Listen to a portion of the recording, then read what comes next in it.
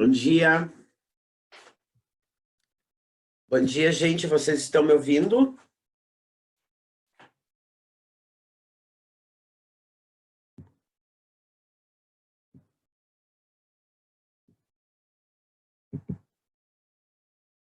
Bom dia. Nicole, Bárbara, Iago, João Vitor.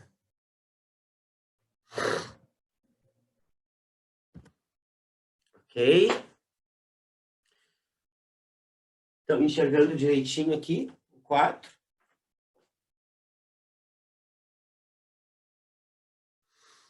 Bom dia, Tainá.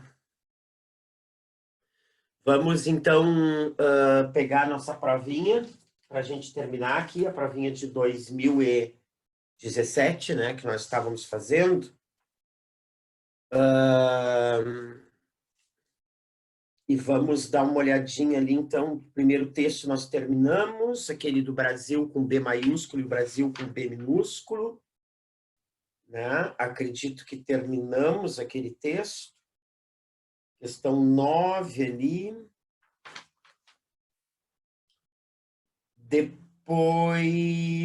nós temos o segundo texto ali, que é um texto, de novo, do Moacir Scliar. Eu acho que nesse nós não terminamos. Eu queria que vocês pegassem, vou ter que dar uma chegadinha aqui na cozinha, que minhas gatas, não sei, tão estranhas hoje. Deixa eu ver, que estou miando ali. E aí vocês vão se achando aí no texto, tá? Na prova, tá? Prova de 2017. E me digam a questão na qual nós paramos aqui. Eu esqueço de marcar aqui a questão, para a gente continuar, tá? Aí vamos continuar essa prova, vamos dar uma olhadinha no livro também hoje, ok? Tá? Então, vou dar 2 minutinhos para vocês se organizarem aí e pegarem a prova, ok?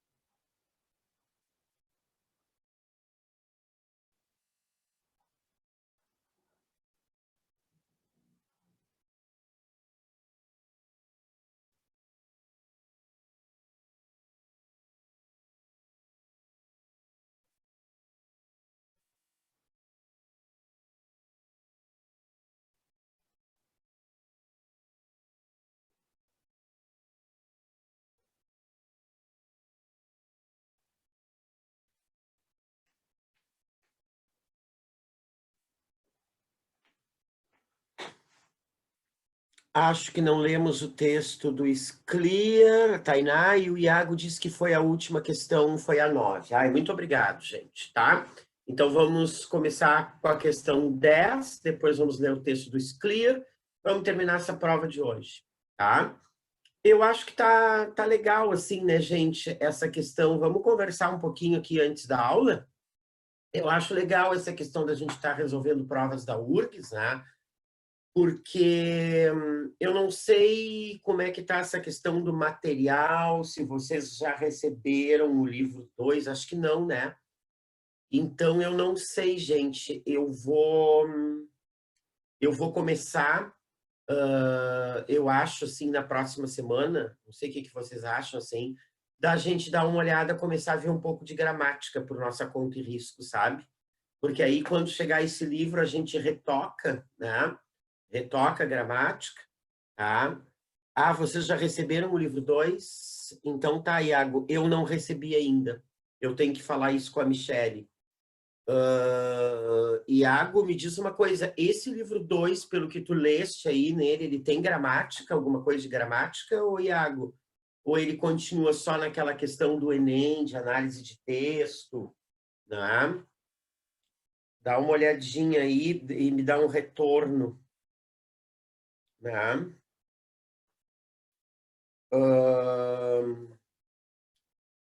Porque se vocês já receberam o livro 2 aí, e tem algum ponto de gramática para a gente ver nesse livro 2, a gente já poderia começar esse livro hoje, se der tempo, depois da prova, né? E aí eu começo a ver a gramática aqui com vocês, esse ponto, esse primeiro ponto de gramática do livro, se é que tem, né? E aí depois eu pego o livro com a Michelle e a gente retoca na aula que vem e faz os exercícios, né? Não sei como é que esse livro 2 começa, eu tenho que ver isso, tá? Depois eu vou conversar com a Michelle sobre essa questão aí, tá bem? Vamos até a questão 9, então. Então, agora, a questão 10 já é só sobre o segundo texto. Ah, começa com morfologia? Tá. Me diz uma coisa, Iago, ela começa com morfologia, com as classes gramaticais, ou com aquela coisa de formação de palavras, prefixo, sufixo, radical, né? Começa com formação de palavras ou ele começa já com as classes gramaticais, artigo, substantivo, pronome, verbo, advérbio, e começa com as classes. Ok, então tá.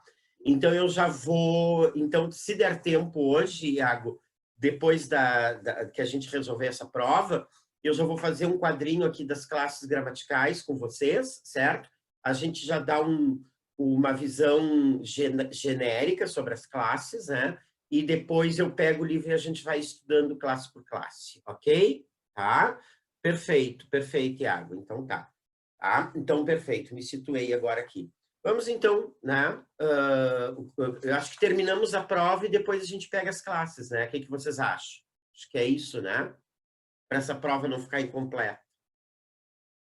É isso? Então tá. Então vamos lá, vamos começar com a prova aqui. Não faz muito tempo. Ipa, espirro aqui, mas não é corona. Tá, isso aí. Então tá. Vamos lá. Não faz muito tempo que temos esta nova TV com controle remoto. É do Moacir Scliar. Mas devo dizer que se trata agora de um instrumento sem o qual eu não saberia viver. Passo os dias sentados na velha poltrona, mudando de um canal para outro, uma tarefa que antes exigia certa movimentação, mas que agora ficou muito fácil. Estou num canal, não gosto, zap, mudo para outro. Eu gostaria de ganhar $1 no mês, o número de vezes que você troca de canal em uma hora, diz minha mãe. Trata-se de uma pretensão fantasiosa, mas pelo menos indica disposição para o humor, admirável nessa mulher. Sobre minha mãe, sempre sofreu. Infância carente, pai cruel, etc. Mas o seu movimento aumentou, mas o seu sofrimento aumentou muito quando meu pai a deixou. Já faz tempo. Logo depois que eu nasci, e estou agora com 13 anos. Uma idade em que se vê muita televisão e em que se muda de canal constantemente, ainda que minha mãe ache isso um absurdo. Da tela, uma moça sorridente pergunta se o caro telespectador já conhece certo novo sabão em pó. Não conheço nem quero conhecer. De modo que zap, mudo de canal. Não me abandone, Mariana, não me abandone. Abandono sim, não tenho o menor remorso. E agora é um desenho que eu já vi 200 vezes e zap, um homem falando. Um homem abraçado à guitarra elétrica fala a uma entrevistadora. É um roqueiro, é meio velho, tem cabelos grisalhos, rugas, falta-lhe um dente. É o meu pai. É sobre mim que ele fala. Você tem um filho, não tem? Pergunta a apresentadora, e ele, meio constrangido, situação um pouco admissível para o roqueiro de verdade, diz que sim, que tem um filho, só que não vê há muito tempo. Hesita um pouco e acrescenta: você sabe, eu tinha que fazer uma opção, era a família ou rock. A entrevistadora, porém, insiste, é chata ela. Mas o seu filho gosta de rock? Que você saiba, seu filho gosta de rock, ele se mexe na cadeira, o microfone preso à desbotada camisa, roça-lhe o peito, produzindo um desagradável e bem audível rascar. Sua angústia é compreensível. Aí está, num programa local e de baixíssima audiência, e ainda tem que passar pelo vexame de uma pergunta que o embaraça e a qual não sabe responder. E então ele me olha. Vocês dirão que não, que é para a câmera que ele olha. Aparentemente é isso, mas na realidade é a mim que ele olha.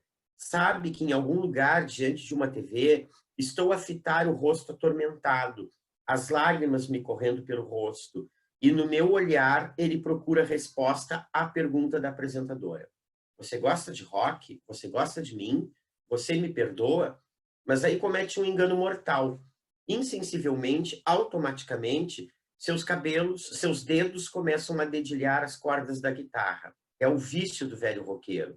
Seu rosto se ilumina e ele vai dizer que sim, que seu filho ama o rock tanto quanto ele. Mas nesse momento, zap, aciona o controle remoto e ele some. Em seu lugar, uma bela e sorridente jovem, que está à exceção do pequeno relógio que usa no pulso, nua, completamente nua. Tá bem? Então, está aqui o texto, né? Bom, a primeira questão, então, ali é uma questão de crase, né? Que essa questão, você sabe que é tradicional da URGS, né?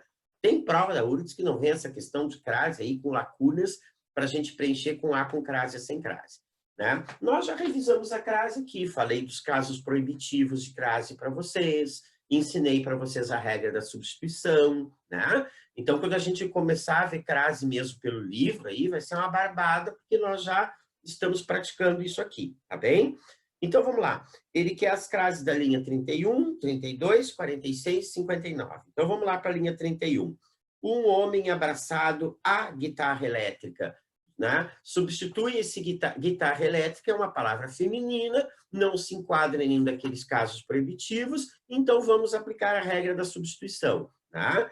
Então, a gente pode substituir guitarra por violão, mas se não me vem a palavra violão ou piano, seja lá uma palavra masculina equivalente, a gente bota a palavra cachorro, né? Um homem abraçado ao cachorro, ao violão, ao piano, ao órgão, né? Ao baixo, né? Se deu ao ali antes da palavra masculina, leva a crase, então.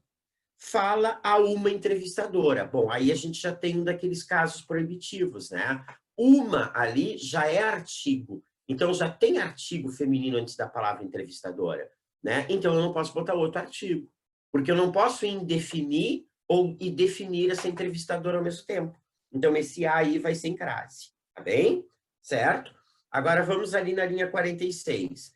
Ele se mexe na cadeira, o microfone preso à desbotada camisa, né? Vamos botar paletó ao desbotado paletó, preso ao desbotado, preso ao cachorro, né? Deu ao leva crase, certo? E ali vamos lá para a linha 58, e no meu olhar ele procura a resposta à pergunta da apresentadora. E vamos botar, ao invés de pergunta, a palavra questionamento. Ele procura a resposta ao questionamento. Deu ao de novo. Ele procura a resposta ao cachorro. Tá? Então, deu crase ali de novo. Tá bem? Então, nós vamos marcar a alternativa E. A com crase, A sem crase e os dois últimos As com crase ali também. Ok? Certinho? Gente, vou ter que botar um casaco aqui, tô com frio.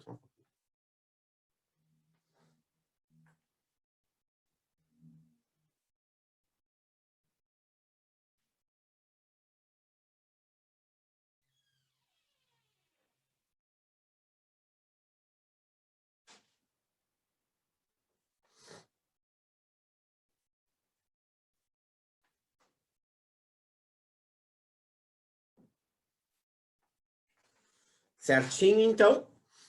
Ok? É isso, então. Vamos, então, ali para a questãozinha 11 agora, né? Então, se vocês quiserem colocar aí, né? Essa questão aí, então, é uma questão de crase. Agora vamos para a questão número 11, que é uma questão de compreensão de texto, né? Não é de interpretação. Porque se a gente tem aquele enunciado ali, assinale a alternativa que expressa adequadamente o sentido global do texto, certo? Eu não posso fazer inferências, certo? Tá? Não posso fazer inferências, não posso tirar as minhas próprias conclusões do texto, ok? Então, vamos ver a alternativa, né, em que contém coisas que estão escritas dentro do texto, certo? Com as mesmas palavras ou com sinônimos. Então, lá, o narrador personagem, um menino de 13 anos, até aí tá certo, muda constantemente de canal de televisão, com controle remoto, tá certo até aí, porque procura seu pai, um artista antigo do rock desaparecido desde o seu nascimento. Não diz, não é, que ele procura o pai ali, que ele está na televisão, né, trocando de canal para procurar o pai, certo? Então, essa informação aí é incorreta.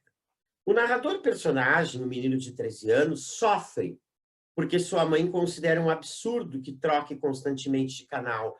Não, ele não sofre, né? Ele até se diverte com a situação, tá? E porque seu pai o abandonou por amar mais o rock do que a ele. Não diz ali, né, que ele sofre com o abandono do pai, ok? Acho que ele é revoltado até com o abandono do pai, né? Não, né? Tanto que ele troca de canal ali, etc e tal, né? Mas essa coisa dele ser revoltado também é coisa que eu inferi aqui, né? Mas não diz ali no texto.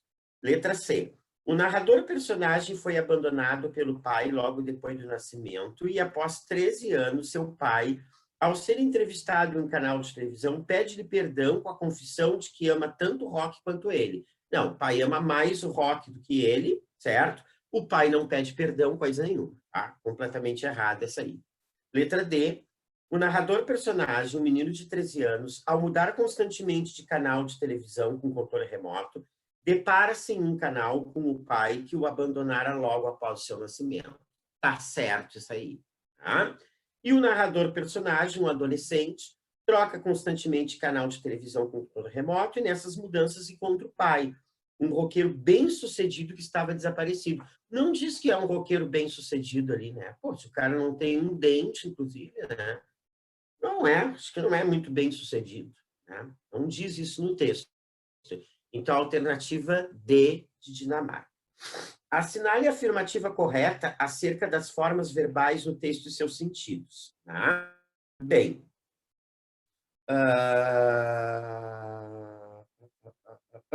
então acho que a gente vai fazer uma revisãozinha de verbos aqui, ok? Certo? Vamos fazer uma revisãozinha de verbos aqui, antes de nós seguirmos com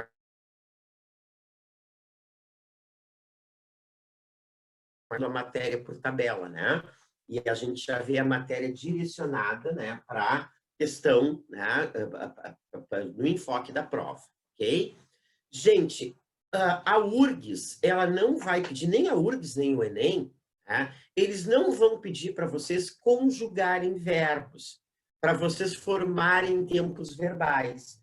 Então, quando nós formos estudar o verbo aí pelo livro de vocês, nós vamos estudar daquela coisa assim, ó, o pretérito imperfeito do indicativo se forma a partir do presente que a gente tira tal terminação e acrescenta tal terminação, né?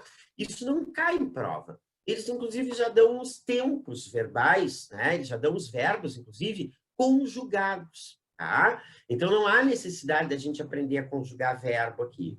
O que a URGS vai pedir, né? Tanto a URGS quanto o Enem, quando pedem isso. Elas vão pedir o uso dos tempos verbais. O uso dos tempos verbais. O que cada tempo verbal expressa? Que circunstância cada tempo verbal expressa, certo? Tá? Então, por exemplo, assim, ela vai perguntar se o verbo cantava, né? Na tal linha pode ser substituído por cantei, né? Sem que isso altere o sentido da mensagem. É isso que eles vão pedir na prova. Ou então, como nessa questão aqui, o que o uso do verbo naquele tempo está denotando, né? O que ele está denotando ali, tá bem? Então, vamos lá, vamos fazer uma revisãozinha de verbos aqui, rápida, tá? E depois nós vamos ver isso detalhadamente, né, no nosso livro. Então, vocês sabem que o verbo, né, é a palavra que expressa basicamente ação. O verbo, né, é a palavra que expressa basicamente ação. Mas a maioria dos verbos da língua portuguesa exprimem ação. Mas necessariamente eles não expressam ação. Eles podem expressar também estado, certo? Ou eles podem expressar fenômeno da natureza. Fenômeno da natureza. Ação, estado ou fenômeno da natureza, ok? Tá? A maioria dos verbos da língua portuguesa, eles são verbos de ação. Comer, beber, trabalhar, caminhar. Tá? Mas eu tenho verbos que exprimem estado. Ela está doente, ela ficou doente, ela permanece doente, certo? E eu tenho verbos que indicam o fenômeno da natureza, né? Chover, nevar, gear, trovejar, relampear, tá? Bom, muito bem. Bom, os verbos, você sabe, então, que por expressarem, não é, por expressarem ações, né, eles vão ter desinências diferentes das desinências de um substantivo, por exemplo, tá? Eu troco a terminação, a desinência de um substantivo, para expressar gênero, número e grau, né? Porque os substantivos nomeiam as coisas, e as coisas têm gênero, elas são masculinas ou femininas, as coisas têm número, singular e plural, as coisas têm grau, cadeira, cadeirinha, garoto, garotinha, garotão, né? Certo? Muito bem. Já os verbos não. Como os verbos exprimem basicamente ações, as ações são praticadas por alguém, por um eu, por um tu, por um nós, por um ele, né? E elas duram um determinado intervalo de tempo. Tá? Então, os verbos, eles vão expressar, as terminações verbais, elas vão expressar o quê? O tempo, o modo e a pessoa, né, que praticou aquela ação verbal, ok? Por isso que nós temos 3 modos verbais. Nós temos o modo indicativo, nós temos o modo indicativo, nós temos o modo subjuntivo, nós temos o modo subjuntivo, nós temos o modo imperativo, e eu também vou colocar aqui as formas nominais do verbo, que não são modos verbais. Elas não chegam a ser modos verbais, tá? Mas eu vou falar sobre elas também, ok? Então, estão aqui ó, os modos verbais: indicativo, subjuntivo e imperativo e as formas nominais, ok? Tá? O que é um modo verbal? O modo verbal é a maneira, é a forma como eu me relaciono com o verbo, ok? Por exemplo, eu quero que o meu verbo expresse certeza de que aquela ação está sendo praticada. Então, eu uso o modo indicativo. Então, o modo indicativo ele vai me indicar certeza. Quando eu coloco o verbo no modo indicativo, eu estou dando certeza de que aquela ação está acontecendo, já aconteceu ou ainda vai acontecer. O modo subjuntivo, ele me indica dúvida, ele me indica hipótese, possibilidade. Então, quando eu flexiono o verbo no modo subjuntivo, eu estou dizendo que talvez aquela ação esteja acontecendo, talvez ela tenha acontecido, ou talvez ela venha a acontecer. E o modo imperativo, ele vai me indicar pedido ou ordem. Tá? Então, aí eu flexiono o verbo de forma a expressar um pedido ou uma ordem, uma ação que eu quero que aconteça. Tá? Certo? Então, aqui a ação acontece com certeza, aqui ela talvez aconteça, e aqui eu quero que ela aconteça. Tá bem? Certo? Muito bem. Modo indicativo. Vocês observem que eu tenho 3 tempos, não é? No indicativo. 3 tempos básicos. Tá? Nós temos o tempo presente, certo? Que expressa aquelas ações que acontecem no momento em que eu falo ou escrevo, não é? O homem manobra o carro. Tem um estacionamento aqui, né? Do lado da minha casa, a janela, tá? Então, o homem manobra o carro. O fato, não é, de o homem manobrar o carro está acontecendo neste momento em que eu estou falando com vocês, tá? Os alunos assistem a minha aula agora. O fato dos alunos assistirem a minha aula agora está acontecendo neste momento que eu estou falando aqui, tá bem? Depois nós temos o pretérito, né? Que indica aquelas ações que ocorrem no momento anterior ao momento em que eu falo ou escrevo. Eu acordei às 8 horas da manhã, certo? Então, o fato de eu ter acordado às 8 horas da manhã aconteceu no momento anterior a esse momento em que eu estou falando com vocês agora, tá? Certo? E depois eu tenho, né, o futuro, que vão, não é, exprimir as ações que vão ocorrer, não é? No momento posterior ao momento que eu estou falando ou escrevendo, né? Então, por exemplo, se eu disser assim, eu irei ao supermercado depois da aula, né? Então, o fato de eu ir ao supermercado vai acontecer depois, no momento posterior a esse momento da minha fala, né, com vocês, ok? Bom, perfeito, né? Nós sabemos que o tempo mais exato que nós temos, né, é o pretérito. Esse é o tempo mais exato e o tempo mais confiável, não é? Por quê? Porque o presente, ele é um tempo cretino, ele é um tempo fugaz, ele é um tempo que se esvai, né? Essa nossa aula, por exemplo, agora, ela está acontecendo agora, no momento presente. Mas a cada palavra que eu pronuncio, ela já vira passado, entende? Então, por isso que o presente é um tempo muito efêmero, porque basta ele acontecer para que ele vire passado, ok?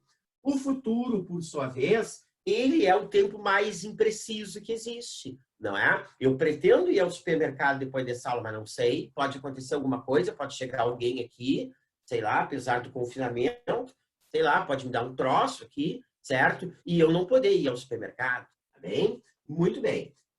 E então, o tempo mais exato que existe é o pretérito, não é? Por quê? Né? Porque aquilo que eu fiz ontem está feito e não posso modificar. Eu posso ter tomado uma decisão ontem da qual eu tenha me arrependido, né? E posso praticar uma outra ação para tentar anular o efeito daquela. Mas a ação em si eu não posso modificar. Entende? Tá? Então, por exemplo, sei lá, se eu fui muito grosseiro com a minha mãe ontem, bah, eu posso fazer alguma coisa para aplacar isso, mas a grosseria em si, a situação em si está feita, eu não posso modificar. Então, por isso que o pretérito é o tempo mais exato e também mais implacável de todos, ok? Certo? Então, nós temos esses 3 tempos aqui. Bom, agora deixa eu dizer uma coisa para vocês. Presentes eu só tenho um. Agora, pretéritos, eu tenho 3. Né? Existem 3 pretéritos. Quais são os 3 pretéritos que nós temos? O pretérito perfeito, o pretérito perfeito, o pretérito imperfeito, certo? E o pretérito mais que perfeito. Perfeito, imperfeito e mais que perfeito. Certo? Então, eu tenho esses 3 pretéritos aqui. Me mandem um sinalzinho de fumaça aqui, ver se vocês estão entendendo até agora, se tem alguma dúvida até agora, porque fico inseguro, assim, né? Essas aulas à distância é gozado, a gente sente um pouco falando com as paredes aqui, né? Muito gozado, né? E a gente fica inseguro aqui. Ai, obrigado, Bárbara, valeu. Né? A gente fica inseguro aqui, às vezes, ai, será que os alunos estão ouvindo? Será que eles estão entendendo, né? Mas vocês podem me interromper a qualquer momento aqui. Não sei como é que está funcionando essa questão dos áudios para vocês aí, mas pode mandar mensagenzinha aqui por escrito que eu interrompo e respondo para vocês, ok? Bom, vamos dar uma olhadinha assim. Por que o pretérito perfeito ele é chamado de perfeito, né? O pretérito perfeito é aquele assim, eu cantei, tu cantaste, ele cantou, eu bebi, tu bebeste, ele bebeu, eu comi, tu comeste, ele comeu, tá? Eu sorri, tu sorriste, ele sorriu, tá? Por que o pretérito perfeito é chamado de perfeito? Porque ele é perfeito. Porque ele indica, não é, uma ação que aconteceu no passado, não é? E que terminou no passado, né? Então, por exemplo, se a Bárbara me diz agora, me escreve aqui assim, professor, eu fiz a minha redação ontem, tá? Como é que eu vou interpretar essa frase da Bárbara aqui? Eu vou imaginar a cena, a Bárbara sentada lá na mesa dela, no lugar onde ela estuda, não é? Com a proposta de redação, com a folha de rascunho e com a folha para passar limpo, né? Certo? Ela sentou, Ela fez aquela redação e ela terminou aquela redação, certo? Então, essa ação que a Bárbara praticou, ela está no pretérito perfeito, por quê? Porque ela indica uma ação que aconteceu no passado e que terminou no passado. Por isso que esse pretérito, inclusive, é chamado de perfeito. A ação não ficou inacabada, tá bem? Certo? O pretérito imperfeito, ele indica uma ação que aconteceu no passado, certo? Mas ela não foi concluída. Alguma outra ação passada e perfeita a interrompeu e ela ficou inacabada. Por isso que ele é chamado de pretérito imperfeito. Pretérito imperfeito é aquele terminado em vai. Eu cantava, tu cantavas, ele cantava. Ou em ia. Eu bebia, tu bebias, ele bebia. Eu sorria, tu sorrias, ele sorria. Tá bem? Certo? Então, se a Bárbara me diz assim, ó, professor, eu fazia a redação ontem, né? Quando o meu namorado me ligou. Tá? Então, olha só, como é que eu vou interpretar essa ação da Bárbara aqui, né? Eu vou imaginar a Bárbara na mesa dela, concentrada, fazendo a redação. Aí o namorado ligou, que foi outra ação que aconteceu no passado, perfeito, né? E interrompeu, desvirtuou a Bárbara e a redação não foi concluída. A redação ficou pela metade, tá bem? Parou lá no desenvolvimento 1, ok? Certo? Pretérito mais que perfeito. Por que ele é um pretérito mais que perfeito? Porque entre várias ações passadas, ele indica a mais passada de todas, a que aconteceu antes de todas as outras. Então, por exemplo, olha aqui, ó. Vamos imaginar que esse aqui é o Everson, ó. Vou me representar numa linha de tempo aqui, ó. Aqui está o meu presente, certo? Para cá está o meu futuro. E para cá ficou o meu passado. Vamos imaginar, não é que eu esteja descrevendo várias ações passadas que eu pratiquei antes desse momento aqui. Acordei às 8 horas, tomei café, tomei banho, não é? Li um pouco, enfim, né? Eu tenho aqui uma ação A, B, C, D, né? Dessas ações, todas essas ações aconteceram no passado e foram concluídas no passado. Então, são ações perfeitas, passadas perfeitas. Porque foram todas concluídas no passado. Agora tem uma que foi construída, que foi concluída antes de todas as outras. Então, nesse caso aqui, o pretérito mais perfeito indicaria essa ação D aqui, ó, certo? Por quê? Porque ela aconteceu antes de todas as outras, tá? Na frase, né, isso ficaria assim, olha aqui, ó. Quando cheguei, percebi que alguém mexera, isso aqui sempre cai na URGS, gente, isso aqui, por favor, fotografem isso aqui, né? Na verdade, a gente não, o pretérito mais perfeito é aquele que termina em ra, mexera, fizera, contara, né? Caminhara, tá? Mas só que a gente não usa a forma simples do pretérito mais que perfeito. Tanto na fala quanto na escrita, é muito raro alguém dizer mexera, fizera, pegara. Eu nunca encontro nas redações de vocês. A gente usa a forma composta. A gente usa a forma composta desse pretérito, que é o tinha mexido ou havia mexido. Tá? Tinha mexido ou havia mexido na minha bolsa. Na minha bolsa. Então, eu não sei se vocês... Tá? A URG sempre pergunta isso, né? Nessa prova até deve aparecer aqui. Ah, se não aparecer, é um milagre, porque quase todos os anos ela pede, né? A URGS pergunta, né? Se o verbo fizera, né? Fizera, mexera, contara, da linha tal, ele pode ser substituído sem prejuízo de sentido por tinha mexido, tinha contado, havia feito, ou tinha feito, sem prejuízo no sentido da mensagem. Sempre pode. Isso aqui, não é? É a forma simples, né, do verbo. Isso aqui é a forma composta do pretérito mais perfeito. Tá? O homem estaciona o carro aqui ao lado. Né? Estaciona é um presente simples. Agora, se eu disser o homem está estacionando o carro aqui do lado, é a mesma coisa, só que é um presente composto. Okay? Depois vocês não se preocupem que quando nós estudarmos, nós vamos voltar, claro, aqui, aprofundar esse estudo do verbo. Isso aqui é só, não é uma visão geral para vocês, só um aperitivo para vocês. Depois, quando nós formos trabalhar os verbos, nós vamos trabalhar os tempos compostos. Né? O fato é que, quando cheguei, eu tenho um verbo aqui, percebi, outro verbo aqui, que alguém mexeu, tinha mexido ou havia mexido na minha bolsa. Então, eu não sei se vocês observam.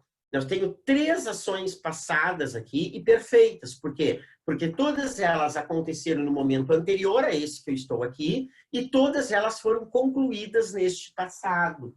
Tá? Eu cheguei e acabei de chegar, eu percebi e acabei de perceber, e alguém mexeu e acabou de mexer na minha bolsa. Tá bem? Certo? Dentre essas 3 ações passadas, qual é a mais passada de todas? Qual é a que aconteceu antes de todas as outras? É o fato de alguém mexer na minha bolsa. Tá? O fato de uma pessoa ter mexido na minha bolsa aconteceu antes de eu chegar e antes de eu perceber. Por isso que a gente chama de pretérito mais perfeito. Tá? Porque além dessa ação ser concluída no passado, ela ocorreu, ela é mais passada ainda, porque ela aconteceu antes de todas as outras. Tá? Vocês estão entendendo até aqui, gente? Alguma pergunta? Vou dar uma paradinha aqui enquanto eu apago aqui. E vocês, por favor, me digam se vocês têm alguma dúvida aí sobre o que eu expliquei até agora. Vamos lá?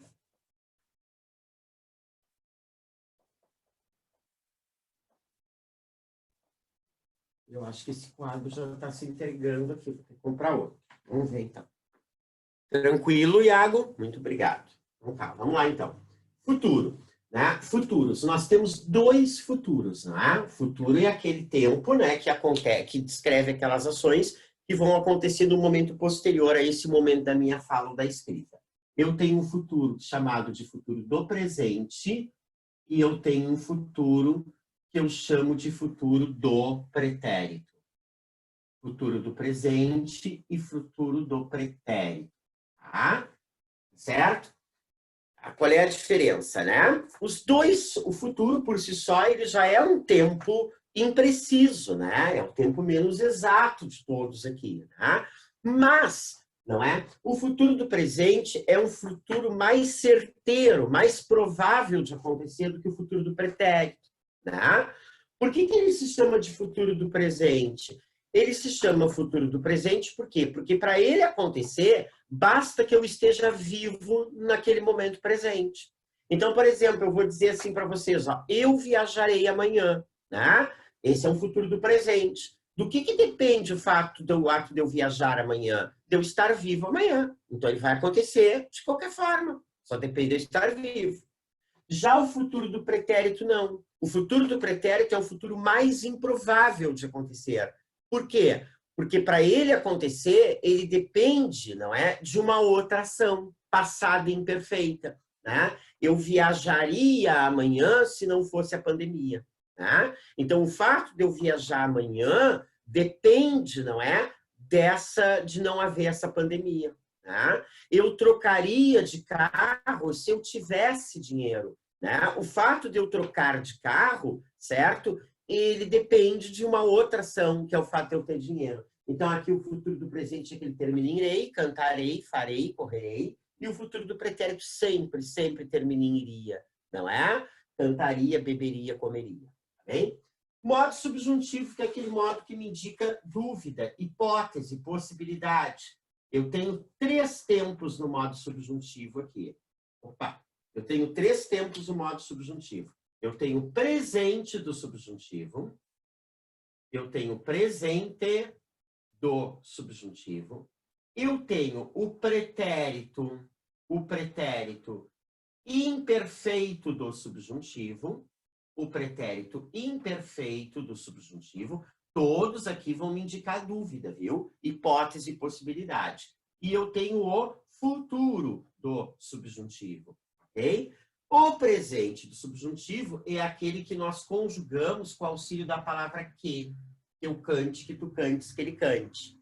Esse aqui é conjugado com a palavra se, e ele sempre termina em SSE. Se eu cantasse, se tu cantasse, se ele cantasse. E esse futuro aqui, ele é conjugado com a palavra quando eu cantar, quando tu cantares, quando ele cantar. Tá? Todos esses tempos aqui vão expressar uma hipótese, uma possibilidade, não uma certeza diferente do modo indicativo, ok? certo? No modo indicativo, a gente tem apenas um tempo aqui que não expressa certeza. Não sei se vocês observaram, né? É o futuro do pretérito. Cantaria, beberia, comeria. O resto todo vai me expressar certeza. E esse aqui, junto com esse aqui, vão me expressar dúvida, hipótese e possibilidade, tá? O modo imperativo me indica pedido ou ordem, não é? Certo? Existem dois tipos de imperativo. O imperativo afirmativo, certo? O imperativo negativo. Tá? Escrevam a redação essa semana, pelo amor de Deus. Escrevam, estou dando a ordem de forma afirmativa. Tá? Certo? Não deixem a preguiça dominá-los. Né? Botei o não ali, imperativo negativo. Esse imperativo aqui depois, nós vamos estudar separadamente a formação dele. Esse sim, a gente vai precisar estudar a formação, porque a URGS costuma pedir questões de imperativo e o Enem também. Né? As poucas coisas que o Enem pede gramática são os verbos, né? Basicamente o imperativo. Formas nominais do verbo. Né? Por que essas formas são chamadas de formas nominais? Porque quando um verbo está flexionado numa forma nominal, ele pode atuar tanto como verbo ou como nome, como adjetivo, como substantivo. Tá? Quais são as formas nominais do verbo? Tá? O infinitivo, que acontece quando o verbo termina em ar, é ir, cantar, tá? Morar, beber, sorrir. O infinitivo, o gerúndio, que é aquele que quando o verbo termina em NDO, cantando, comendo, fazendo. E o particípio, quando ele termina em do ou to. Particípio. Tá? Pagado, feito, por exemplo. Tá bem? Certo? Por que eles são chamados de formas nominais? Porque quando o verbo está flexionado numa dessas formas nominais, ele pode ser tanto verbo como ele pode ser um nome, pode atuar como outra classe gramatical, né? Como substantivo, como adjetivo. Por exemplo, olha aqui, ó. Eu havia partido o bolo. Tá? Ó, partido aqui está no particípio, termina em do. E aqui ele é verbo, porque ele está, não é? Formando locução verbal com o havia. Eu não sei se vocês concordam comigo, olha aqui, ó. Esse verbo está no pretérito mais perfeito, porque havia partido é o mesmo que partira. É aquilo que eu falei para vocês, ó. Tá? Certo? Então, aqui ele está atuando como verbo. Agora, eu fiquei, né? Eu vi uma cena aí e eu fiquei com o coração, partido, não é? Agora, eu não sei se vocês observam, o partido também está no particípio, que é uma forma nominal, né? Só que aqui ele está atuando como adjetivo de coração, por isso que a gente chama de formas nominais, tá? Mas isso nós vamos aprofundar mais adiante. Bom, outra coisa que eu quero dizer para vocês aqui, ó, tá? Vamos falar um pouquinho, né? Vamos falar mais alguma coisinha, por exemplo, desse presente aqui, né? Eu disse que o presente é o tempo mais fugaz, né? É o tempo mais fugaz, é o tempo mais que se esvai, né? Que é o tempo mais efêmero, como eu falei para vocês, né? Por que isso, né? Porque, assim, ó, o presente, ele pode ser usado, não é? Com vários outros sentidos, né? Porque se eu disser assim, ó, eu dou aula agora, esse verbo tá, esse presente está indicando uma ação que ocorre nesse momento em que eu estou falando com vocês. Agora, se eu disser para vocês assim, ó, nesta casa todos acordam tarde, não é? Ele não está mais expressando uma ação que acontece nesse exato momento, mas ele está expressando uma ação frequente, uma ação que se repete, né? Uma ação que é, como é que eu vou dizer assim para vocês, me faltou a palavra agora, uma ação que é hábito, né? Tá? É uma ação habitual, né? Tá? Então, se eu digo assim, ai, gente, nessa casa todos acordam tarde, né? Então, eu estou explicando, essa ação não está com nós, as pessoas não estão concordando nesse momento agora. Eu estou dizendo, né, que as pessoas têm por hábito acordar tarde. O presente, ele também é um tempo, não é? Que pode, não é, expressar passado. Ele pode expressar passado. Tá? Então, por exemplo, isso já caiu várias vezes na URGS. Isso se chama de presente histórico. Quando é que quando é que um verbo, quando é que eu faço esse uso do tempo? Quando eu uso o verbo no presente, né, para descrever uma ação que aconteceu no passado. Os professores de história usam muito esse presente histórico com vocês, né? Vocês já devem ter tido um professor de história que disse assim, ó, em 1888, a princesa Isabel assina a Lei Áurea. Né? E em 1500, Cabral chega ao Brasil. Né? Assina e chega estão no presente, mas é uma ação passada. Tá? Então, quando eu uso presente no sentido de passado, eu tenho o tal do presente histórico, ok? Por que a gente faz esse uso do presente? Talvez, no caso de história, para não deixar o fato histórico tão distante, para aproximar mais esse fato histórico de vocês, mas a ação é passada, embora o verbo esteja no presente. Tá? E eu posso, também usar um verbo no presente para indicar futuro, né? Certo? Então, por exemplo, olha aqui, ó, depois da aula, eu vejo se eu recebi o material. Né? Eu vejo, está no presente, mas essa ação ainda vai acontecer. Eu verei. Tá? Entende? Então, não sei se vocês observam que o presente é um tempo importantíssimo, porque ele pode ser usado como presente mesmo. Ele pode indicar um processo habitual, ele pode indicar uma ação passada e ele pode indicar uma ação futura, não é? E eu não sei se vocês observam, né, que ele é importantíssimo também, porque ele é que vai determinar todos os outros tempos, não é? Porque o meu pretérito de amanhã é o meu presente de hoje. O meu passado de amanhã é o meu presente de hoje. Né? E o meu futuro de amanhã, né, vai depender também do meu presente de hoje, das ações que eu praticar hoje, ok? Então, ele é um tempo muito importante. Tá certo? Deu até aqui. Mais alguma dúvida? Gente, vou pegar um copinho d'água aqui que esqueci. D'água não, eu tô mentindo. Coca-Cola. Coca-Cola que eu não vi. Um doce. E aí vocês vão colocando perguntinhas aqui. Um minutinho.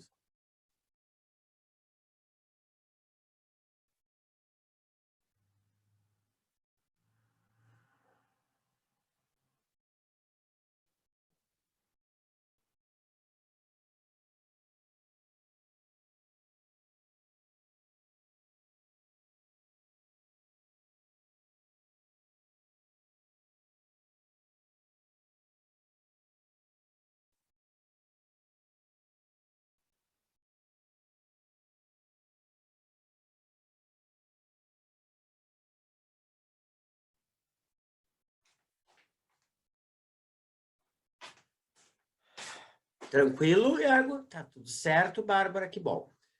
Pois é, né, gente? Os 3 vícios que eu preciso me livrar, os 3 vícios que eu tenho na minha vida, né? Cigarro, Coca-Cola e Rede Globo. Preciso, não consigo parar de assistir a Globo. Mas vamos por partes. Acho que vou começar terminando o tabagismo. Muito bem. Então, vamos adiante aqui. Né? Questão número 12, então, né? Partindo disso que nós comentamos sobre o verbo aqui. Questãozinha 12, então. Assinale a afirmativa correta acerca dos usos das formas verbais do texto de seus sentidos. Viu o que eu falei para vocês? Ó, dos usos da forma verbal. Usa isso. Então, não vai pedir para conjugar nunca verbo. Me peguem uma prova da URGS dos últimos 10 anos, ou do Enem, que tenha pedido para vocês conjugarem o verbo vir no futuro do pretérito indicativo. Não existe. Tá? Então, vamos lá. O emprego de temos, na linha 1, faz referência ao passado em que o narrador personagem e sua mãe viveram a experiência de possuir uma televisão com controle remoto. Né? Então, na linha número 1 ali, ó, viu? É bem isso que a gente está falando. Não faz muito tempo que temos uma nova TV. Claro que não faz referência a esse passado remoto, né? Ele está fazendo referência ao presente, ao momento em que o autor escreveu esse texto aqui. Tá? Certo? O emprego de gostaria, ó, o que é gostaria? Futuro do pretérito, termina em sempre iria. O emprego de gostaria no futuro do pretérito, ó, já está dando, inclusive, o nome do tempo aqui, faz referência ao desejo do narrador personagem de ganhar mensalmente muitos dólares. assim como as muitas vezes em que troca os canais de televisão. Então, na linha número 9 ali, ó, tá? Eu gostaria de ganhar $1 no mês, o número de vezes que você troca de canal. Então, ali, ó, o emprego de gostaria faz referência ao desejo do narrador personagem de ganhar mensalmente muitos dólares. Ele faz referência a desejo, sim. Só que esse desejo não é do narrador, é da mãe dele. A mãe dele que diz assim, eu gostaria de ganhar $1 cada vez que troca de canal de televisão. Os empregos de trata-se indica presente. Eu trato, tu tratas, ele trata. Eu indico, tu indicas, ele indica. Fazem referência ao presente em que o narrador personagem apresenta a sua opinião sobre a pretensão e a disposição de sua mãe. Então, 11, 12, 13. Vamos ver ali, ó. Trata-se de uma pretensão fantasiosa, mas pelo menos indica disposição para o humor. Então, esses verbos no presente, eles fazem referência ao momento em que essa ação da mãe dele aconteceu, ok? Tá certo essa aqui, né? Certo? É a letra C, o gabarito. Os empregos de sofre, sofreu, sofre, presente do indicativo e sofreu, pretérito perfeito, no presente, no pretérito, ó, já dá o tempo aqui, fazem referência, respectivamente, ao presente e ao passado, momentos em que o narrador personagem vive com sua mãe, tá? Então, vamos ver aqui, ó, linha 15 ali. Sofre minha mãe, sempre sofreu, tá? A mãe dele sofre atualmente e ela sempre sofreu. Infância carente, pai cruel, etc e tal, tá? Então, olha aqui, ó, diz ali, sofre no presente pretérito, faz referência respectivamente ao presente, a mãe dele sofre no presente, tá certo? E ao passado, momentos em que o narrador personagem vive com sua mãe.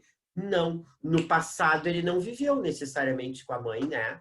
Porque a mãe não sofreu só pelo fato de ter sido abandonada pelo pai, ela sofreu sempre, desde que ela nasceu, tá? Certo? Essa aí está errada por causa disso. A forma verbal falando, ó, falando no gerúndio, terminando em NDO, revela a ação de falar do pai do narrador personagem no passado em que o narrador personagem brincava de trocar de canais de televisão com o controle remoto. Na linha 30 ali, ó. Então diz assim, ó, um homem abraçado a uma guitarra elétrica fala a uma entrevistadora. Não, peraí, cadê isso aqui? Falando na linha 30. Ah, desculpa, na linha 30 ali, ó. Não tenho o menor remorso. E agora é um desenho que eu vi 200 vezes. Zap, um homem falando. Um homem falando. Um homem abraçado a uma guitarra elétrica e tal. A forma verbal falando revela a ação de falar do pai, do narrador personagem, no passado em que o narrador personagem brincava de trocar os canais de televisão. No passado, não, no presente. Esse texto está escrito no presente. Tá? Certo? Então, a alternativa correta é a letra C de Canadá. Ok? Bem? Depois, nós temos aquela questãozinha clássica da URGS, né? Certo? Essa aqui é uma questão de verbos. A questão 11 era de interpretação, a 12 era de verbos, a 13, né, vai ser de pronomes, certo? E a questão 10 era de crase, tá? Então, vocês já vão vendo aí, né, fazendo um mapinha aí, vendo quais são as matérias, né, que mais caem na prova da URGS, tá? Ele quer saber, né, assinale a alternativa que estabelece uma relação correta entre um pronome ou expressão e aquilo a que se refere no texto. Para mim, essas questões são as mais chatinhas de todas, né? Porque a gente tem que estar indo lá e voltando no texto, tá? O qual, na linha 3, né, se refere a instrumento, né? Então, vamos ver ali, ó. Não faz muito que temos esta nova TV com controle remoto. Mas devo dizer que se trata agora de um instrumento sem o qual o instrumento eu não saberia viver, né? Então, esse o qual faz referência ao instrumento mesmo. Tá certo, essa aí é que eu vou marcar. Vamos ver por que as outras estão erradas. O isso se refere ao sofrimento da mãe da personagem na linha 22, né?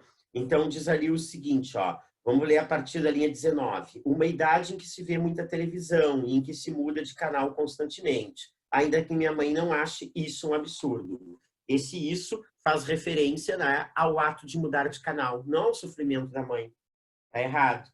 O ele, na linha 35, se refere a velho, tá? É sobre mim que ele fala. Você tem um filho, não tem? Não se refere a velho, se refere ao pai dele, né? O lhe, na linha 46, se refere à camisa, tá? Então, vamos ver ali na linha 46. Ele se mexe na cadeira, o microfone preso à desbotada camisa. Roça-lhe o peito, né? Roça o peito dele, né? Roça o peito dele. Então, esse li ali não faz referência à camisa, faz referência ao peito, tá? Seu lugar é o lugar do rock na linha 68, 69, tá? Acione o controle remoto e ele some, tá? E ele some. Em seu lugar, uma bela e sorridente jovem que está, à exceção do pequeno relógio, né? E em seu lugar não é o lugar do rock, é o lugar do pai. Tá? No lugar do pai aparece a moça só de relógio nua. Tá bem? Que nem as propagandas machistas daquela época. Certo? Muito bem.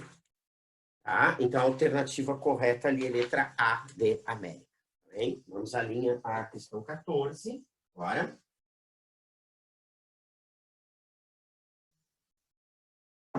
Tenho esperança de terminar essa prova hoje. Vamos lá. Considere as seguintes afirmações sobre o sentido de passagens do texto. Os usos de mas. Linhas 2, 7 e 12 assinalam as dúvidas do narrador, personagem, respectivamente sobre o uso da televisão, sobre as mudanças de canais e sobre as opiniões de sua mãe. Gente, mas não é uma palavra que expresse dúvida, né?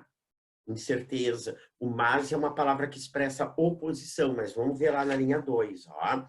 Não faz muito que temos essa nova TV com rebate, mas devo dizer que se trata agora de um instrumento, ideia de oposição e não de dúvida, né? Então já está eliminada por causa dessa aí. Mas não me dá ideia de dúvida, mas deu oposição. Errada, então. A forma zap remete ao movimento de troca de canal com controle remoto? Sim. Né? Zap é sempre quando ele usa essa essa onomatopeia aí, né? Zap é uma onomatopeia.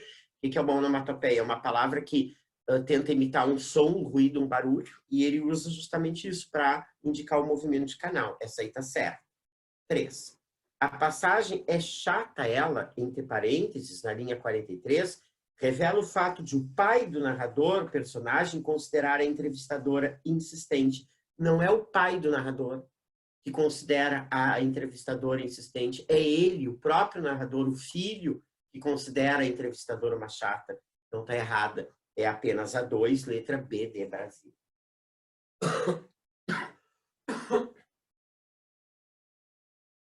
Certo? Na linha 15, ali, nós temos uma questão de discurso direto e indireto, que eu já expliquei para vocês que na prova anterior nós já fizemos uma questão de discurso, tá?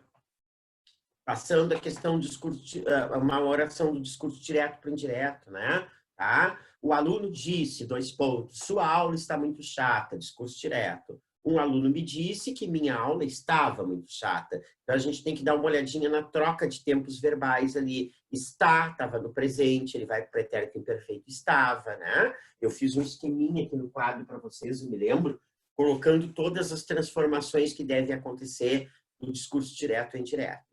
Vai ter uma foto disso aí, ou de repente tu anotaste isso, ok? Então, diz ali.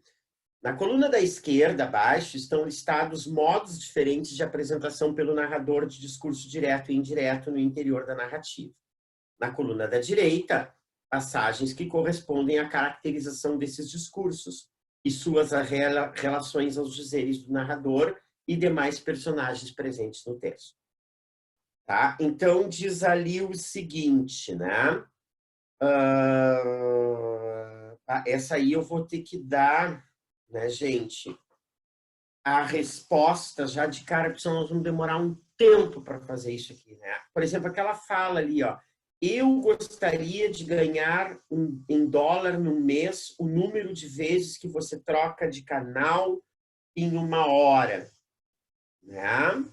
Eu gostaria de ganhar um mês, o número de vezes que você troca de canal em 1 hora, linhas 9 e 11 ali, ó. Tá? Que você troca de canal em 1 hora. Diz, vírgula, diz minha mãe. Essa oração está no discurso direto. Né? Por quê? Porque não tem que. Né? Agora, se fosse minha mãe disse que, ou diz que, aí ela estaria no discurso indireto. Mas como não tem que, não tem a condição integrante, tem a pontuação, a vírgula ali, ela está no discurso direto.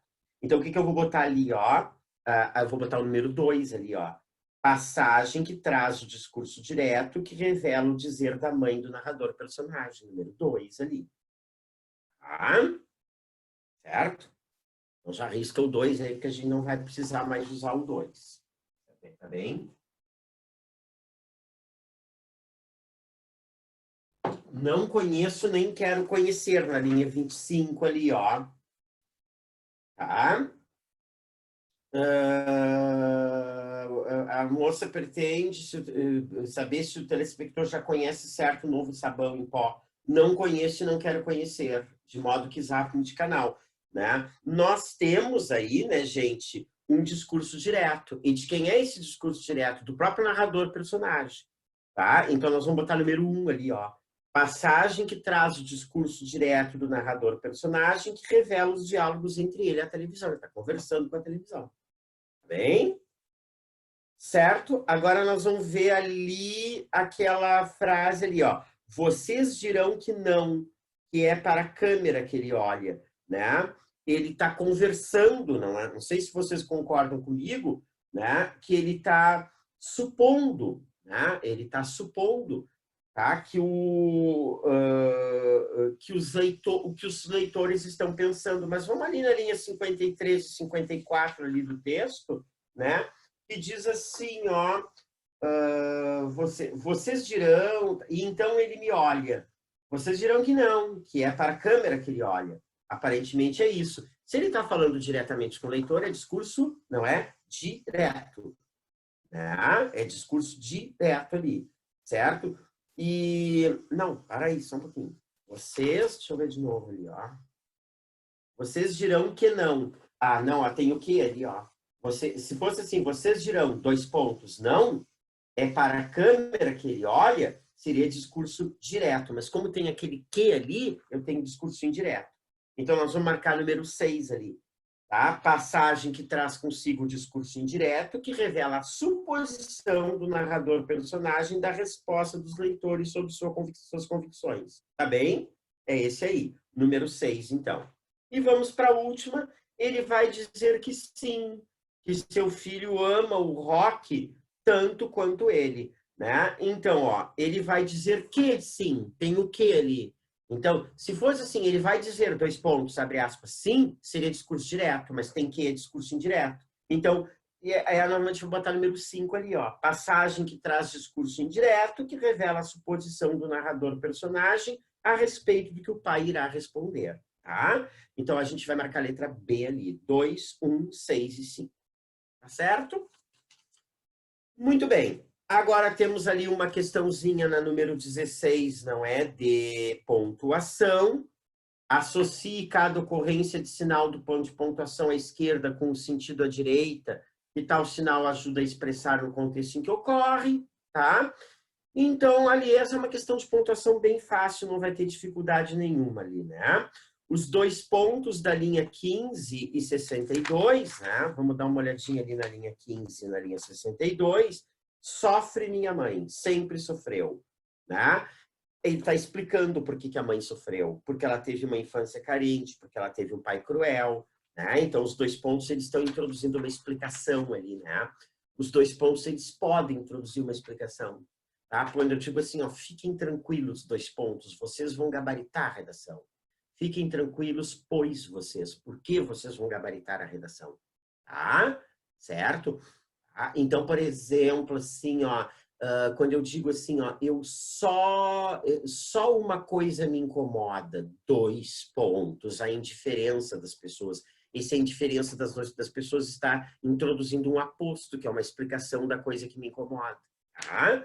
Então, os 2 pontos têm essa função também. Tá bem?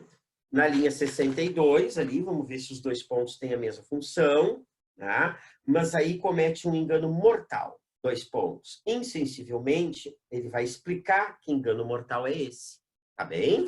Então, né, esses 2 pontos ali, a gente vai botar o número 2 naquela coluna. Ele anuncia explicações, tá? Agora vamos ver a exclamação da linha 27 ali. A exclamação da linha 27. Não me abandone, Mariana, não me abandone, né? Ele está fazendo um pedido, né? Tá enfatizando um pedido, inclusive, né? Marcando mais esse pedido. Então, nós vamos colocar ali número 4, enfatiza um pedido, tá? E a interrogação da linha 44, né? As interrogações, geralmente, né? Sempre, né? Elas indicam pergunta, né? Tá? Citam uma resposta, né? Se dirigem ao interlocutor, né? Então, na linha 44, né? Mas seu filho gosta de rock, e você saiba seu filho gosta de rock, essa é barbada, né? Nós vamos marcar o número 3 ali, né? Incita uma resposta. Tá bem? Então, letra E, 2, 4 e 3. Certo? A alternativa que contém sentidos adequados para as palavras disposição, remorso e constrangido, considerando o contexto em que ocorrem, é, né? Aí nós temos uma questão de vocabulário. Estranho, né, gente? Porque as questões de vocabulário, geralmente, elas aparecem lá no início dos textos, junto com a questão de interpretação, né? Geralmente é assim, né? Mas tudo bem. A alternativa que contém sentidos adequados, então, para disposição, na linha 13, né? Vamos ver a palavrinha disposição na linha 13. Mas, pelo menos, indica disposição para o humor, que o pai tem disposição para o humor, que o pai tem inclinação pelo humor, para o humor, interesse para o humor, né? Não, inclinação, né? Certo? Tá? Se ele tem disposição, ele tem inclinação. Então, aí a gente já vai eliminar a B e a D. Remorso, na linha 28. Remorso, na linha 28 ali. Sim, não tenho o menor remorso. E agora é um desenho. Ele não tem remorso de quê? De trocar de canal. Né? Remorso é sinônimo de culpa ou sinônimo de angústia? Remorso é culpa, né? Tá? Então, tá? Já vou ali, não é? Eliminar a letra C de novo, a letra C também. E agora, né? Constrangido, na linha 37. Vamos dar uma olhadinha ali no constrangido. Pergunta apresentador e ele, o pai meio constrangido, né? E o pai meio contrafeito ou o pai meio entristecido? Não, constrangido é contrafeito, tá? Contrariado, constrangido, tá bem? É a letra E de Equador. Muito bem. Vamos adiante. Temos ainda 23 minutos. Certo? Vocês pedem para acabar às 11, não é isso? É ou não é? Porque vocês gostam de fazer um intervalinho, né? Quem é que dá aula depois de mim? É o Paulo Vargas?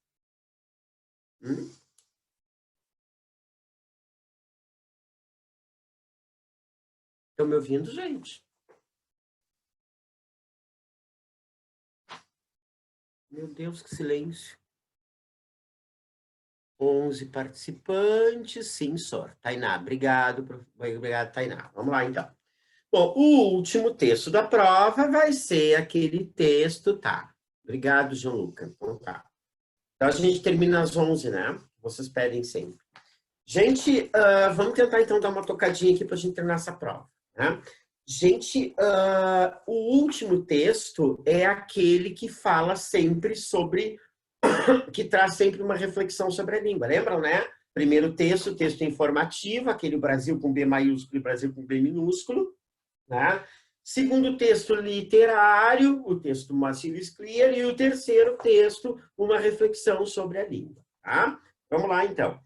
É do Garcês e do Schultz, certo? Que são 2 linguistas famosos do Brasil. Muita gente que ouve a expressão políticas linguísticas pela primeira vez pensa em algo solene, formal, oficial, em leis, portarias, em autoridades oficiais, e pode ficar se perguntando o que seriam leis sobre línguas. Né? As leis sobre as línguas são as leis da gramática, que ela preceitua, né? O que é uma lei sobre a língua, né? Em documentos oficiais a linguagem tem que ser impessoal, né? Em documentos oficiais não se pode usar estrangeirismos, por exemplo, né? Vamos supor.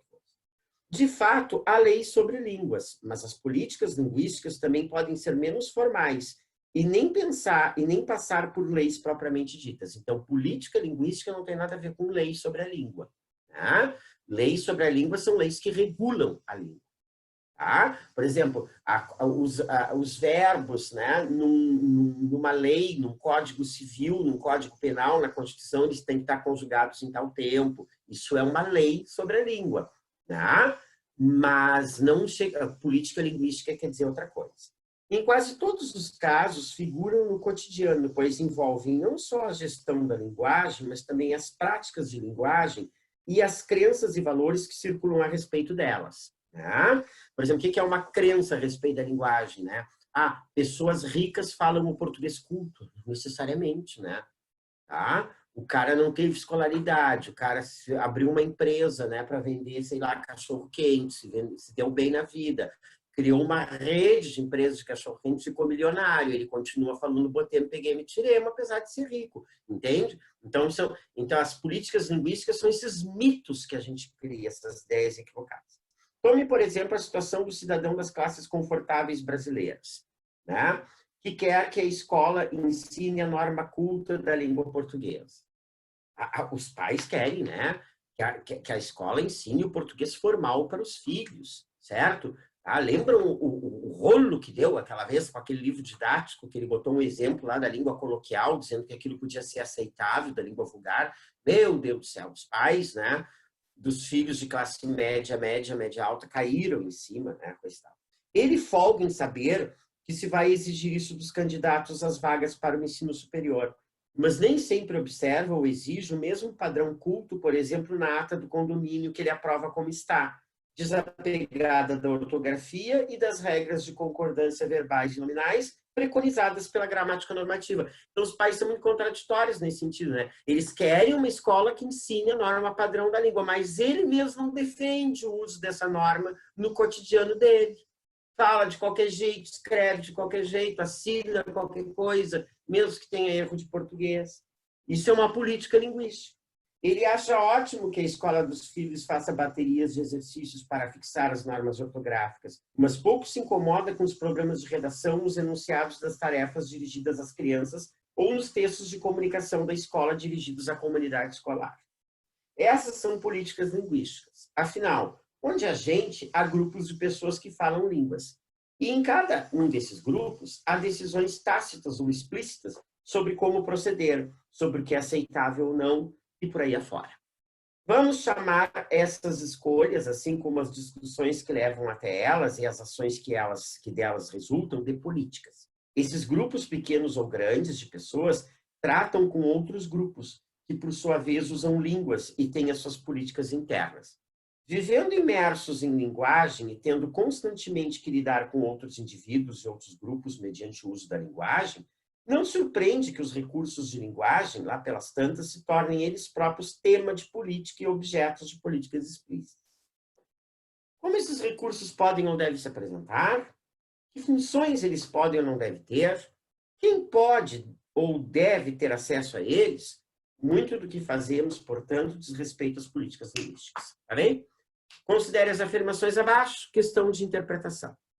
Alguns cidadãos brasileiros discordam das leis existentes sobre a língua? Não diz isso no texto. Não diz isso que os cidadãos brasileiros discordam das leis existentes sobre a língua.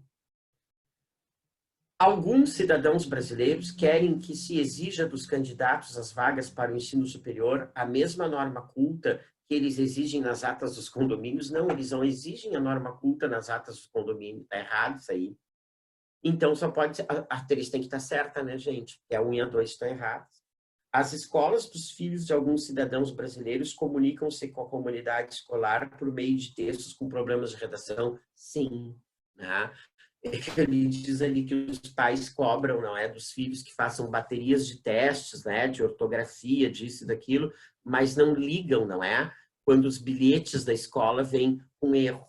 né, com erro ortográfico. E vem, né, vocês sabem que, né, que uma hora depois que a gente tiver em aula presencial, eu vou contar uma história lá do universitário para vocês, o material de divulgação que se fez com erro de português, que a gente se deu conta, graças a Deus, que deu marcou, né? Uma instituição de ensino, ela perde todo o respeito quando ela envia um recado, né, com erro de português.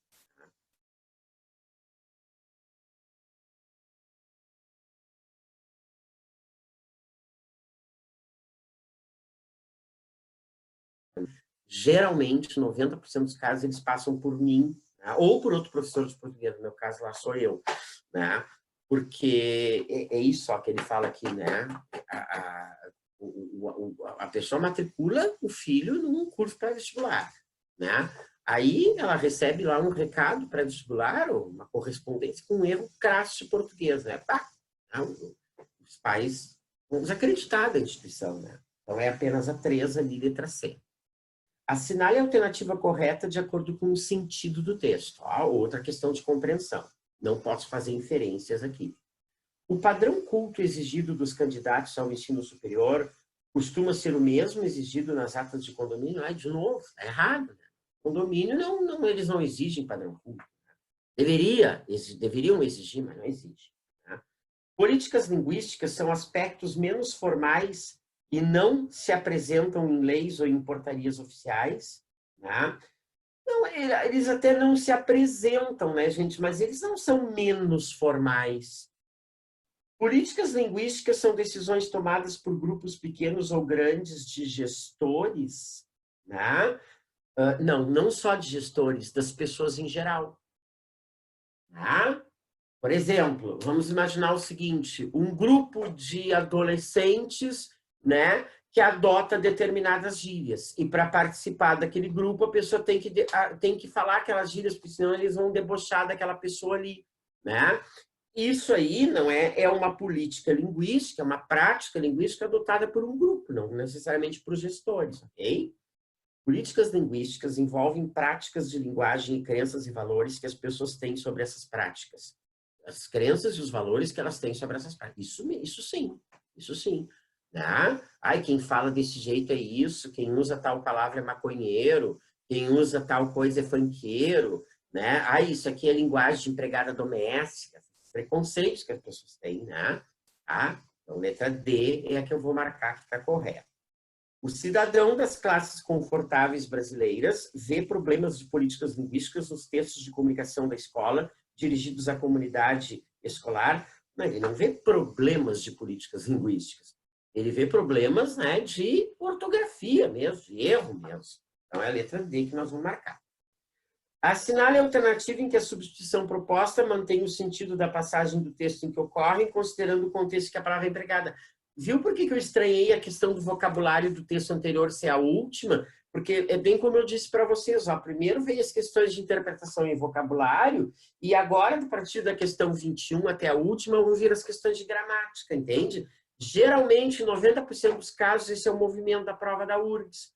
Né? O texto, questões de interpretação e vocabulário, e depois vem as de gramática. Tá? Então, solene por simples, não, muito pelo contrário, né? Tá? Ele é solene na linha 3 por simples.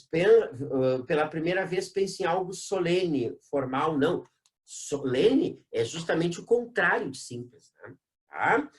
Formais por gramaticais, linha 7. De fato, há leis sobre línguas, mas as políticas linguísticas também podem ser menos formais. Não, formais não é sinônimo de gramaticais. Né? Gramaticais é um termo muito específico para poder ser substituído por formais. Preconizadas, na linha 23, por recomendadas, certo? E das regras de concordância verbais e nominais, preconizadas pela gramática, recomendadas pela gramática. Sim, posso substituir. Essa é a que nós vamos marcar. Baterias por tarefas, na linha 25, ó. Dos filhos, faça baterias de exercício, faça tarefas de exercícios, nem pensar. Né? Tácitas por precisas. Tácita, o que é uma coisa tácita? É uma coisa com a qual eu concordo sem falar. Entende? Tá? Os pais, num acordo tácito, deixaram o filho viajar. Eles não discutiram, eles simplesmente fizeram assim. Em silêncio, eles concordaram, tá? Então, não pode ser da letra C do gabarito ali de Canadá.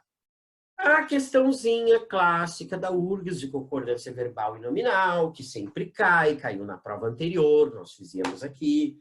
Se a expressão políticas linguísticas fosse para o singular, quantas outras palavras, alterações seriam necessárias no período para manter-se a concordância? Sempre prestando atenção na palavrinha outras, ó. Quantas outras palavras? Tá? Por quê? Porque se tem esse outras palavras, nós não vamos contar com a expressão ou as expressões que eles estão pedindo para substituir. Então, vamos ali na linha 6 e 7. De fato, há leis sobre línguas, mas há uma política linguística, não conto, também pode 2 ser menos formal 3, e nem passar por leis propriamente ditas. Certo? Então, quantas palavrinhas eu tive que mudar ali? 3, Canadá. Certo? 22, acho que vai dar tempo. Tenho 10 minutos. 22. Considere as seguintes sugestões de substituição de expressões articuladoras no texto. Ele quer substituir pois por entretanto, nem pensar. Não preciso nem ir no texto, né?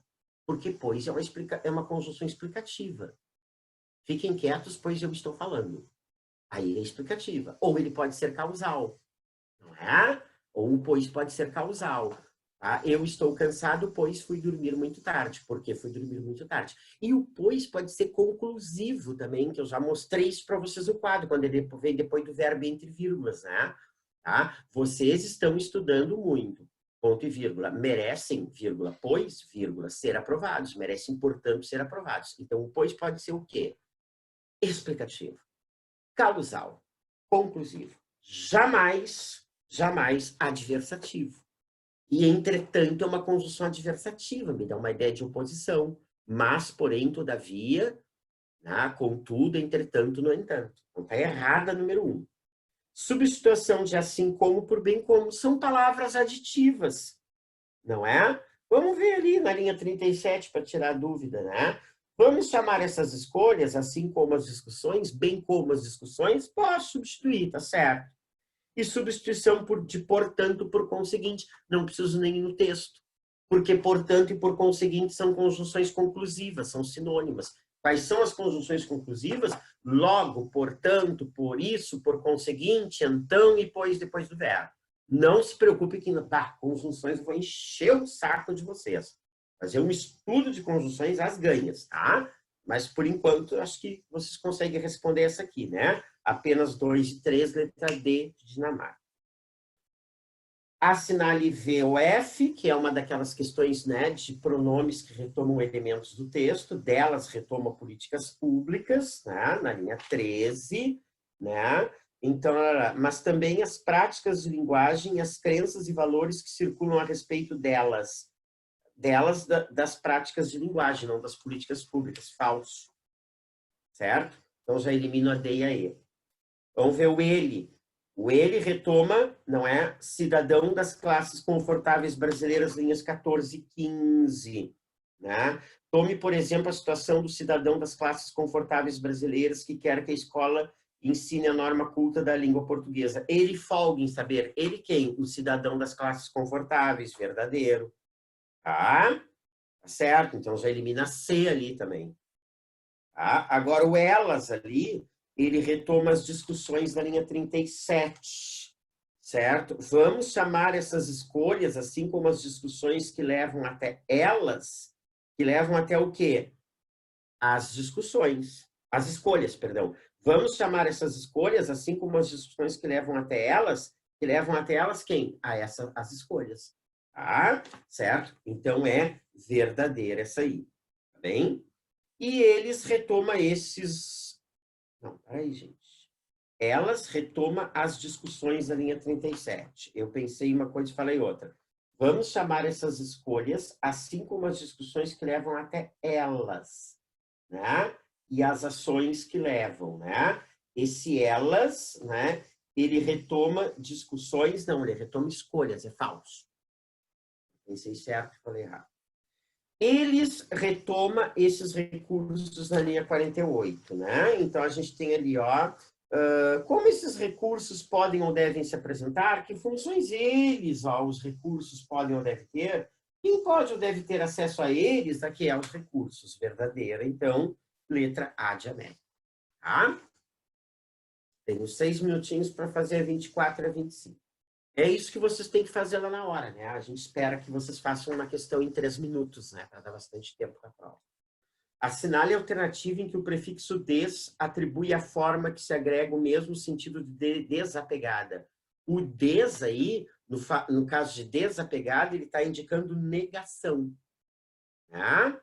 Desdenhada, primeiro, o des não é prefixo ali. Designada, o des não é prefixo. Quando é que o des é prefixo? Quando eu retiro ele da palavra e ela continua existindo. Desonesto, ele é prefixo, porque se eu tiro o des, existe honesto. Tá? Certo? Desabrochada, né? Aí o des é prefixo. Não, o des não é prefixo também, porque não existe a palavra abrochada. Destrambelhada, ele é prefixo. Né? Ele é prefixo porque vem de trambelha. Trambelha é aquela coisa que a gente bota na porta, aquela tranca que a gente bota na porta, sabe? Tá? Certo? Mas ele não tem o sentido de negação ali. Desabitada é não habitada, assim como a desapegada é não apegada. Letra E. Muito bem. Considere as possibilidades de reescrita apresentadas abaixo para a seguinte passagem do texto. Gente, depois de uma prova dessa, assim, com 3 textos, né? Ninguém merece uma questão de reescrita, né? Pô, podia ter vindo lá, mas tudo bem, né? Para mim, são as questões mais xaropes aqui, porque elas envolvem nexos, elas envolvem concordância, elas envolvem vozes verbais, elas envolvem discurso direto e indireto. Essas questões de reescrita que eles misturam tudo que é conteúdo gramatical. Afinal, onde a gente há grupos de pessoas que falam línguas. Em cada um desses grupos há decisões tácitas ou explícitas sobre como proceder, sobre o que é aceitável ou não e por aí afora. Vamos chamar essas escolhas, assim como as discussões que levam até elas e as ações que elas resultam de políticas. Afinal, onde a gente há grupos de pessoas que falam línguas. Em cada um desses grupos há decisões tácitas ou explícitas, né? Ele está mudando a pontuação ali, né? Coisas que vinham entre vírgulas, ele coloca em travessões, sobre o que é aceitável ou não. Vamos chamar de políticas essas escolhas, assim como as discussões que levam até elas e as ações que delas resultam. Ele mudou pontuação, só mudou a ordem de alguns termos, diz a mesma coisa, então essa aí está certa. Vamos chamar as discussões que levam às escolhas feitas por cada um dos grupos de pessoas que falam línguas, bem como as ações que resultam dessas discussões, as decisões tácitas ou explícitas sobre como proceder, sobre o que é aceitável ou não, de políticas. Há um excesso de intercalações ali, com erros de pontuação, não é? E a alteração na ordem dos termos mudou o sentido de muitas coisas ali. Afinal, onde a gente há grupos de pessoas que falam línguas. Tá? Isso que estava lá no início, ele colocou no final e passou a se referir a outra parte, né, da frase, não a parte lá de em cada um desses grupos há uma decisão. Tá? Então, está errada, número 2. Vamos chamar de políticas as decisões tácitas ou explícitas, vírgula, de grupos de línguas. Aquela vírgula antes do D não existe. Tá? Eu não posso. Aquilo ali é um complemento. Aquilo ali, deixa eu ver, política. Vamos chamar de políticas, decisões tácitas ou explícitas, vírgula, de grupos. Esse de grupos ali é um complemento nominal de explícitas. É como se eu botasse tenho necessidade, vírgula, de ajuda. Então já eliminamos essa aí. Apenas a uma letra A. Concluímos mais uma provinha. Gente, já pensou se até o final do ano a gente consegue fazer umas 10 dessas aqui, hein? Vocês vão... Tá? Agora, eu vou fazer um apanhado aqui das coisas que ficaram faltando do livro 1, para a gente falar na aula que vem, fazer um resumo, mandar para vocês aqui esses gabaritos, que eu estou para mandar horas e não consigo, porque estou corrigindo redação. E vou entrar em contato com a Michelle para pegar o outro livro e a gente começa, então, a aula que vem o livro 2, ok? E aí a gente dá uma tocada no livro 2, depois a gente faz a prova de 2016, né? Tá? Fizemos 2019, 2018, 2017, vamos 2016, depois a gente vem. Tá certo, gente? Alguma dúvida? Temos um minutinho ainda.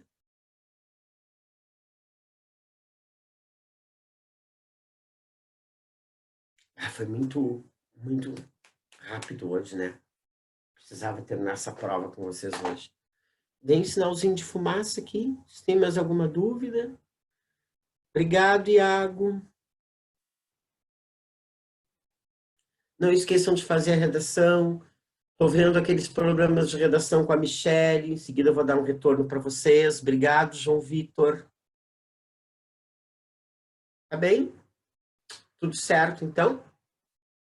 Um restinho de semana para vocês, então. Se Deus quiser. Cuidem-se, né? Estudem, façam as redações e sempre que necessário podem entrar em contato comigo pelo WhatsApp, ok? Um abraço para vocês, até a próxima.